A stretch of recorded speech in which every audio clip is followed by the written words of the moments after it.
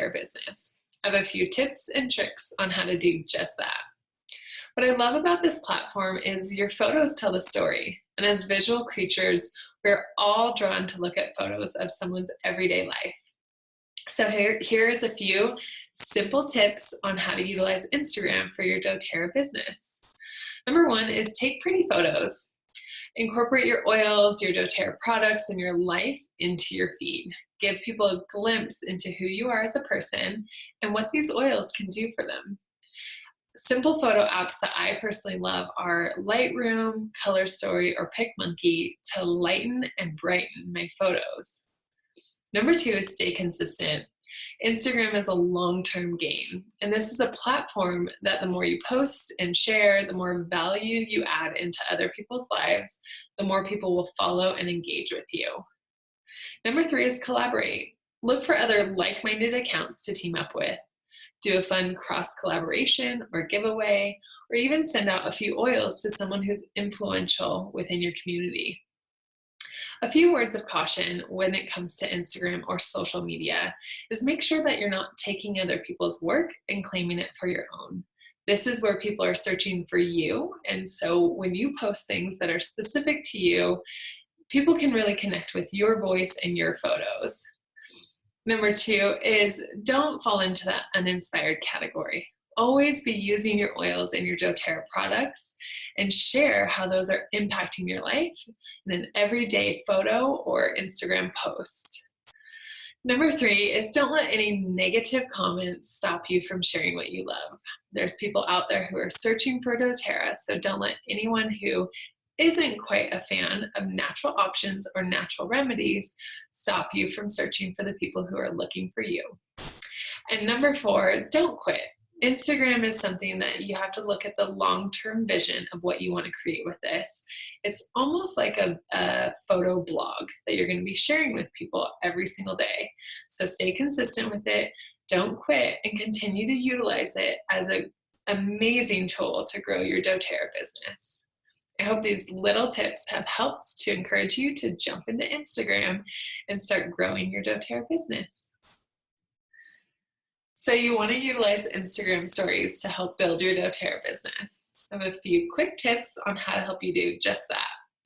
Why I love this platform is it allows your audience to get a behind the scenes view on what real life looks like for you. This allows your audience to get to know you and truly to fall in love with you. So here's a few quick tips on how to utilize Instagram stories for your business. Number one, stay consistent. This is super important. Instagram stories disappear after 24 hours unless you put them into a highlight reel. So make sure you're jumping in and putting up a story or two every single day to share what your life looks like behind the scenes, and how you're utilizing oils, how you're utilizing your doTERRA products, and a little bit about your life every single day. This will keep you relevant and it'll keep you at the forefront of somebody's Instagram story feed. Number two is incorporate oils and your everyday life into your Instagram stories. Now, Instagram stories is the behind the scenes. So this is the behind the scenes to the pretty Instagram feed. This is where people want to feel like they're hanging out with you. Make them feel like they're part of your everyday routine and give them a glimpse into what that looks like. Number three is share doTERRA's monthly promotions. Every once in a while, doTERRA will put up a monthly promotion that they're offering to anyone new who gets started with you. Make sure you're utilizing that. Make sure you're explaining to your audience what that means. Many people who follow you have probably never been to an essential oil class. So really bring it down to the very basics of what doTERRA's promotion actually means and what it will mean for them with getting started with you. And last but not least, be vulnerable. Show people who you are as a person. So often people are craving that connection. They're craving that community. And I feel like when you step out on that limb and you show people how you're utilizing doTERRA oils and products to support your body, to support your emotions, to support anything you or your family is going through, they can truly create that connection with you through their screen. So hopefully these easy tips will help you to jump into your Instagram stories and start sharing the empowerment of doTERRA oils and products that you use in your everyday life and that other people are searching for. Hey everyone, Jill Winger here, and I am with the amazing Elena Brower, and our topic for this video is images. We're going to talk to you about how to take good photos, how to lay them out on your profiles, how to add text and overlay, and what you need to know to really maximize your social media profiles and make them look amazing, no matter what platform you're using. So I think Elena's going to start us off and kind of give us an overview. She has an amazing Instagram profile and is really rocking social media, so she's got some really good nuggets for us. Thank you, my dear Jill. It's so nice to be here with you. What a treat. I'll start by saying there are a few things that you want to keep in mind, and I would definitely grab a pen and a piece of paper so that you can have a little place to make some doodles and some notes. First, I would definitely always consider every part of your home as possible material for your social media. People don't just want to see the most perfect version of you. I know that the accounts that I follow are always the accounts where there's a delicate balance of vulnerability, real life, and the beautiful, staged, stunning, colorful, inspiring images. So I thought I would walk you through a few of the things that I do. These are not things that I have thought about prior to doing them, but in looking and researching for this talk, I realized that these are the things that I do, and so it's worth sharing. First and foremost, and I'll share my screen, Jill, if that's cool. Yes. And I'll go ahead and walk you through just a few examples on my Instagram feed. So first and foremost, I do keep it quite personal on my personal feed. This is the Elena Brower page. So I keep it quite personal, and this is the page to which I post every single day. I have 3 other businesses, if you can believe it. And those 3 I also share with, but I not nearly as frequently. Those 3 I really just do when I'm feeling the nudge to do it. On my personal page, I'll pretty much share every day. So I'll vary between something like this, which features one of our crystals from my Sacred Simple company, a quote that I absolutely love and I'm bringing with me on my next teaching trip, to a series of pictures of the girls in Africa using Practice You, my book, to a great ad with my best friend and me for our retreat in August. When I get into the oils pictures, these 2 are quite similar, so it's not the best example, but I'm glad to see that they're both here, and I normally don't post oils with that much frequency, so this is a fun example. This one is one day I was using all of these in my diffuser, and I decided to do a little flight. I did elevation first thing in the morning, followed by rosemary for protection because I was doing a lot of video calls, followed by balance for the midday when I ate my lunch, followed by breathe to sort of wake things up and keep it fresh, and followed by digestion at the end of the day, which I have found either digestion or cardamom to be an awesome way to digest the day. This is a post that I did for a talk that I gave on oils for perimenopause and menopause. And the trick here is really to get up close and personal. I love to leave little love notes on my Instagram images, and that's something that I just do because I love it. Then let's scroll to another oils post. Here's one that I really like, actually, and that obviously others liked it too. There were lots of likes here, which surprised me. It's my mess. And what's interesting about this is, you know what? Your mess is actually your real life, and that could be something very interesting and very inspiring for people. Like, how do you work with your oils? There are fun posts that I've done where I'm taking a picture of our workspace here at the house. This is one of them, where I have all the little vials out. Here we are. All the little vials out with me and my dear elite leader, Jenny, who sometimes comes and helps me out, makes a little extra money. And we were making all these blends for sampling, for gifting, and so forth, for new enrollments. And people love to see that. I would love to watch that in your life. Like, how do you work and make the blends? Here's a picture of my mom and me. Those personal images, they seem to always get lots of people's attention. And I think it's important to not make it perfect. This one is a personal picture of me and two of my very dear friends.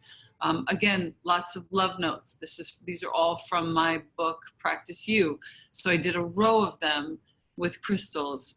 Sometimes I keep it very established in one pattern across 3 photos or 6 photos, and sometimes I don't. Here's a sweet little love note that everybody seemed to like. Here's BOGO week. So you can see there were more posts than usual. Every single row has one. And here's some faraway pictures, some close-ups. And that's kind of how I do it. And I try not to have too many of the same things all at once. I'll show you also, sorry to scroll for you. I'll show you also Practice You, which is a fun one to look at. This is just the book, and I only started it. Close your eyes for a second while I scroll to the bottom, guys, because it's very dizzying if you're not the one scrolling. I'm actually going to close mine too. We're almost there. We started only very recently, so keep your eyes closed. Still scrolling. We're almost there. And as you're closing your eyes, keep in mind, I started this feed when I started working on the book. You can open them now. And so the first picture I did was just something in my house, a little love note that a friend had written me. And then I started to show people the work I was doing on the book and what was inspiring me. Here's organizing the pages for the first time. Then things that were moving me, artful influences that were moving me as I made the book. Then starting to show the painting of the book. Okay, and so on and so forth. This page grew very quickly because I was showing my personal and I was showing up close, sort of glances at the book. And so again, I would say, keep it personal, veer between intimate photographs, very close-up photographs, and ones that are far away, offering a little more perspective. And colorful is great, but also alternate with black and white. I think that's been fun for me, and it seems to make for a very beautiful, colorful, but yet creative looking feed. And let's put all of this in a pair of parentheses and under the umbrella of how lucky are we that we get to have this conversation about social media and about art making. And keep it for yourself. Don't keep this in the task list. Put this in the list of, this is how I share my art. This is how I share my heart. This is how I share my business. This is how I share my creativity, and make it something that you really enjoy every day rather than something that you must do. Last rule, if there is a day when you really aren't feeling it and you're trying to pose, it just doesn't feel right. You're putting in this caption, it just doesn't feel right. Step away from the vehicle. Do not post that day. Everybody's gonna live. You're gonna live. It's gonna be fine. And then if you're not posting that day, I dare you not to look at Instagram until the evening. Just see how it feels to live without it. That's my practice, and I feel very spacious because of it. And then very lastly, the rule that I have around it is I get to check 3 times a day. Post in the morning, check at lunch, check at dinner. And that's it. I don't check again. And I don't see a lot of my friends' posts, so they all know to tell me they posted something that I'm meant to be seeing. So they text me and tell me, check my Insta. And so I do. But I think that's a way to keep it fresh and sweet and not the black hole that it can become for us. And that's what I've got. Thanks for having me, Jill. Love it. So many good nuggets there. Can you expound a little bit? You said it at the beginning about having places in your home that are just kind of beautiful, or like cultivating that. Can you talk a little bit more on that? Yes, I will do. And what I'm going to do is actually just show you a couple on my bookshelf, if you don't mind. I'll be as smooth as I can with my movements. So there's a little puja to my mom.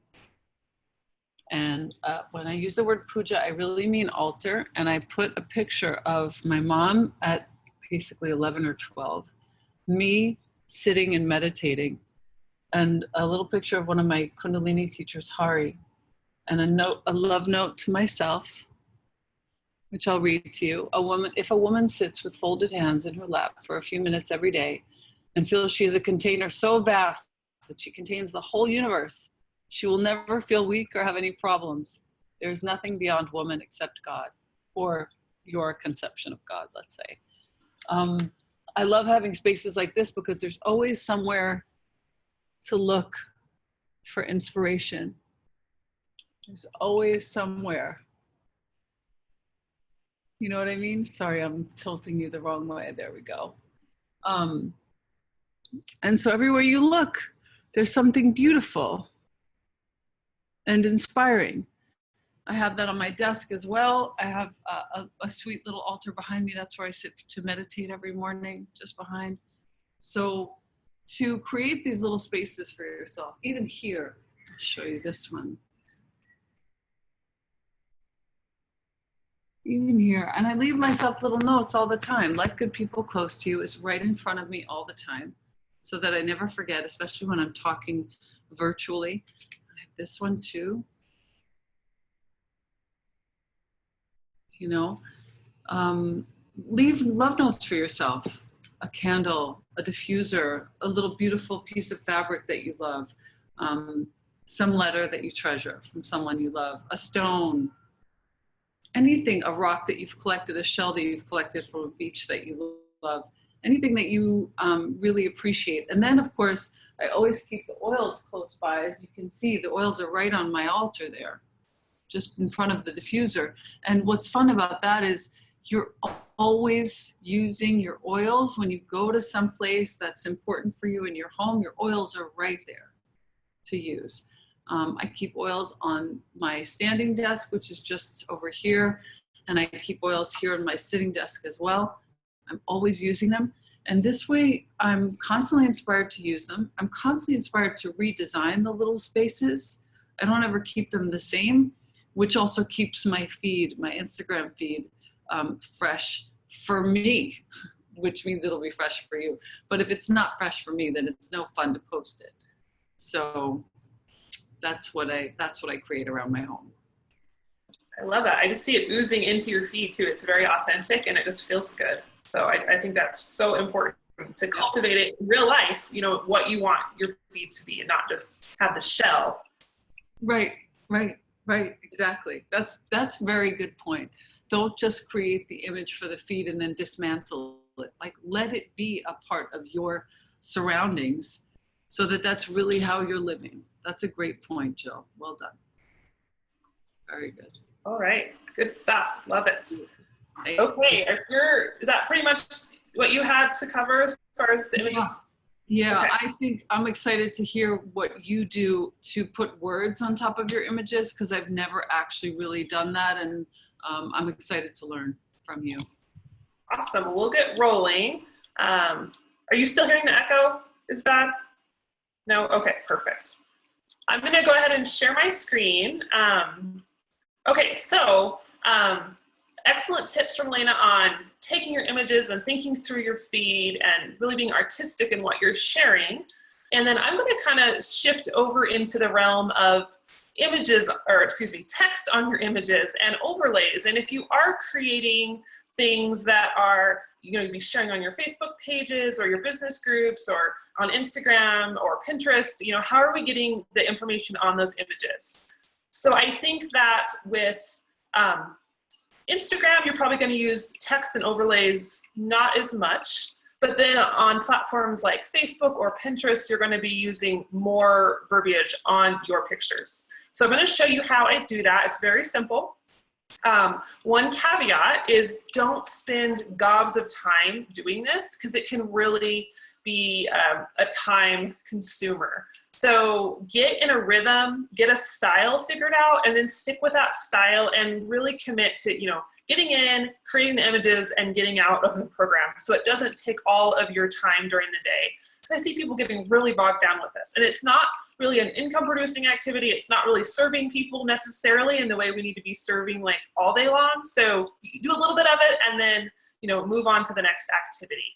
And it won't be perfect at the beginning, and that's okay. It just takes some practice. So my favorite program for creating images with text or overlays is Canva.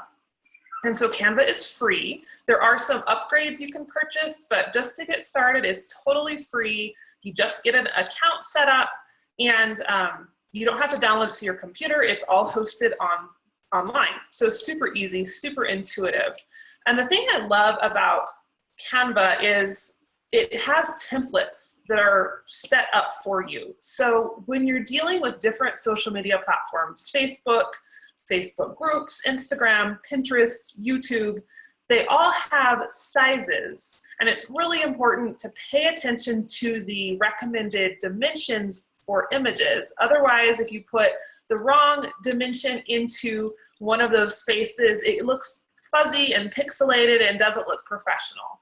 So you can Google, you know, recommended Facebook cover image size if you're really going in depth, or Canva has these already created as templates for you. So it's very, very easy.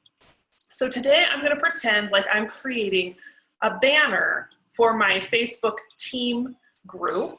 And I'm going to announce a business Q&A. And so here's how I'm going to do that. So first off, I'm going to look at the templates. Now you can see here just some of the options they have.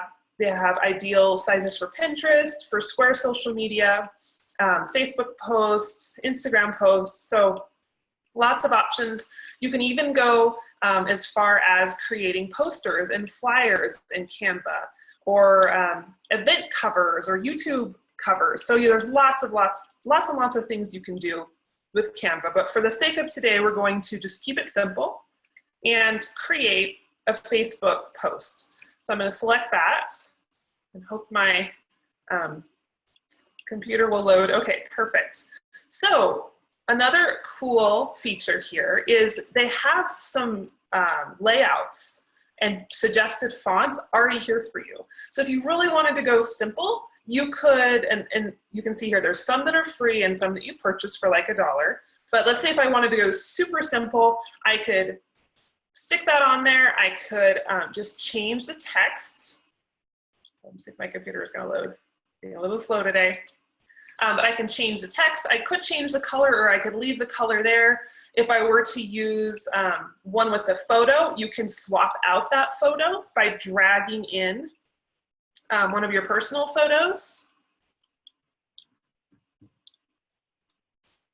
See, and that's not a great fit for that image, but just as an example, and you could swap it out, or, you know, if you're in a hurry and the birthday cake works, you could keep the birthday cake if you're creating some sort of birthday image.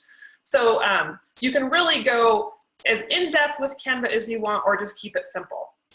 I can change the fonts here. I can change the color of this triangle. Lots of things to do. So for the sake of my,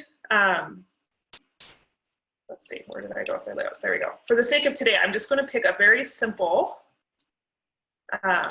image, and I'm going to show you how I would do it just if I was going to create it for my Facebook group team page. Okay, I like this one.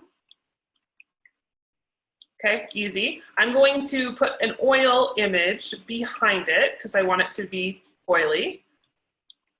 And I have one. You upload your personal photos into Canva, and it kind of keeps them in this library. And then you can use them for that project, or even use them for future projects.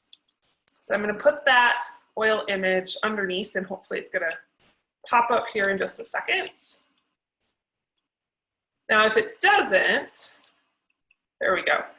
Okay, so it covered up my overlay. So what I need to do is send that layer deeper.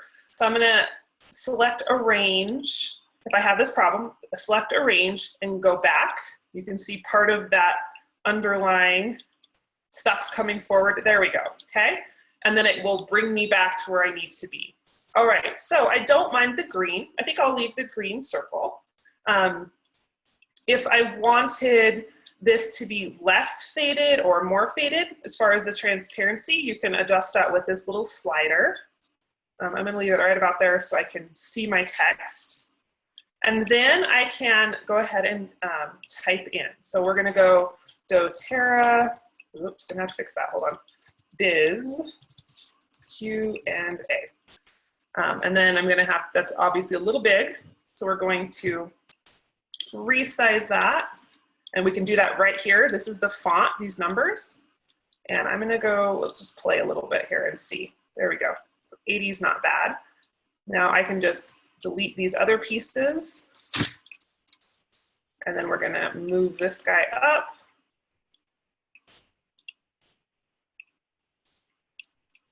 There we go. And see, you can really change as much or as little as you want on these. So if you want to go crazy custom, you can. If you just want it to be simple and streamlined, that's fine too. And we're going to go every Thursday, 1 p.m. Eastern. Okay. And then that's a little small, so we'll bump that sizing up. And then move that. And that's really, I mean, it could be that fast to create an image for my Facebook groups. I could do an inspirational quote if I wanted to share that on Instagram or on my Facebook business page. I could do an oil tip in the same format. As far as the photos you're using as bases, you can use doTERRA stock images. You can take your own. Don't steal other people's. That's really important. We don't want to ever like steal photos that we don't have permission to use online.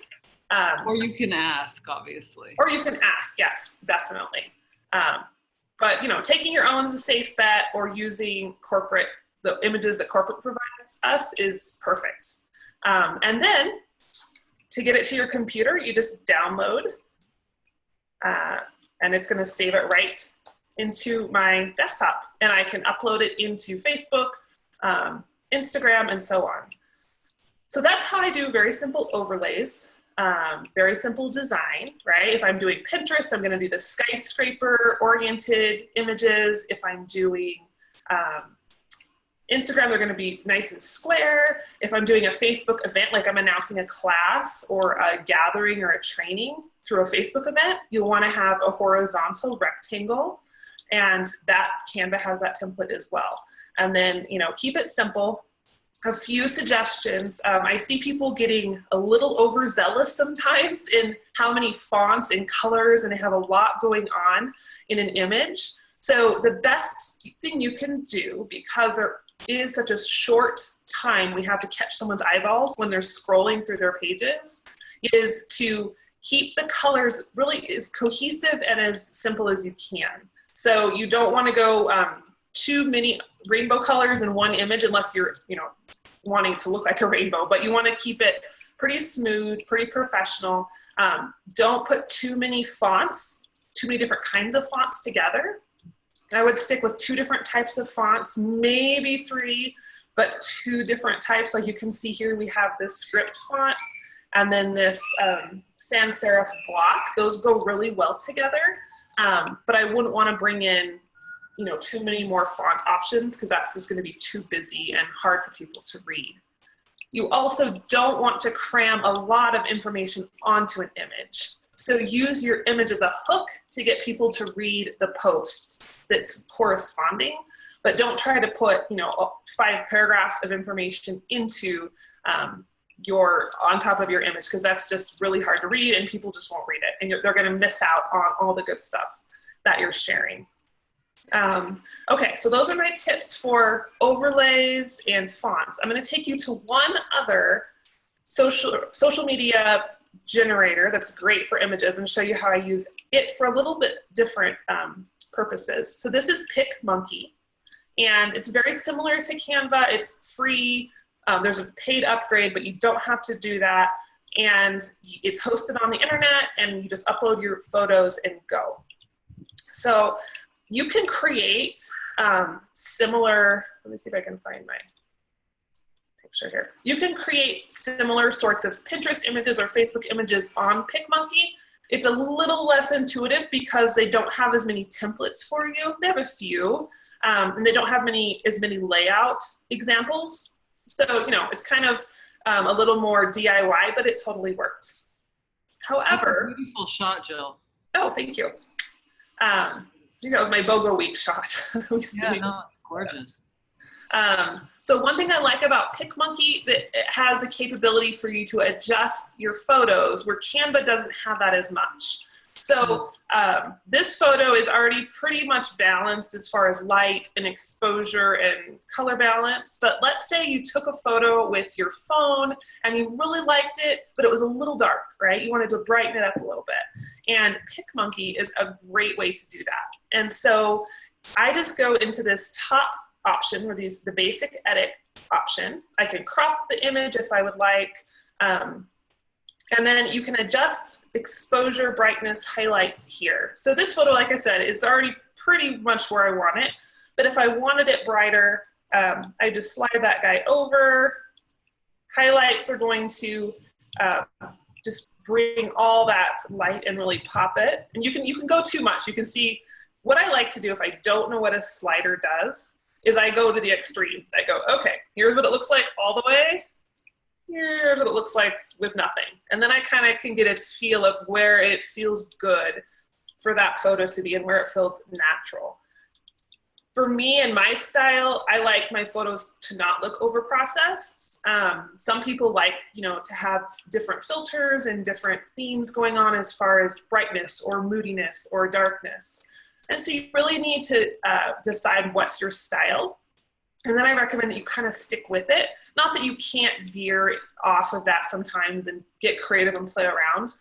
But I've noticed, especially with Instagram, people look for that cohesiveness and they like to kind of know, okay, before I even see the name on this photo in my feed, I know it's Jill or I know it's Elena because I can just feel her style and her vibe with that photo. So kind of get pinpointed on whether you like light and airy, if you like dark and moody, and just kind of try to stick with that as much as you can. And a lot of that's going to be created in how you photograph the image or what images you use, but you can also boost that with how you're editing your images. Okay, so that was a little too much highlight for me. We're going to bump the brightness just a little bit. The shadows, you can see, really give it a lot more depth, sometimes too much depth, depending on what the feel is that I am trying to achieve. Same with contrast, and pop the colors, pop the shape. So you can just play with that. And then another little adjuster I love in PicMonkey is colors. So sometimes depending on the light that you took your photo in, you'll have it really warm, like reds and oranges. You'll see that light coming through, or you'll have it really cool, like blues and greens and grays. And so I like my photos to not be overly red and not be overly cool. So I like them to be in the middle. And so if I did have a photo that I took under really warm orange light, I could reduce the temperature of that and get rid of some of that orange overcast. Again, this photo is already pretty good, but you can see if I drop the temperature, it gets really blue. That's a little too blue. And if I increase the temperature, it gets really warm, okay? It almost looks a little vintage there. So you can do a lot with the color balance. I keep mine usually pretty neutral, but it's a good way to remove lighting issues. If you got, your light bulbs were a little bit funky when you were taking your picture, that can be a way you can adjust that. And then from here in PicMonkey, you can go and create overlays. You can create overlays here. There's some different shapes. So it's a little more DIY than Canva, whereas Canva, you can do the shapes as well, but they have more pre-made options. PicMonkey has just a lot of start from scratch options. You can do text, lots of different font options, and then customize it and download it and you're good to go.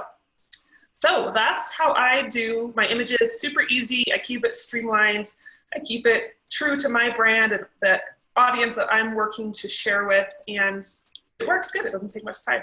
So anything to add, Elena?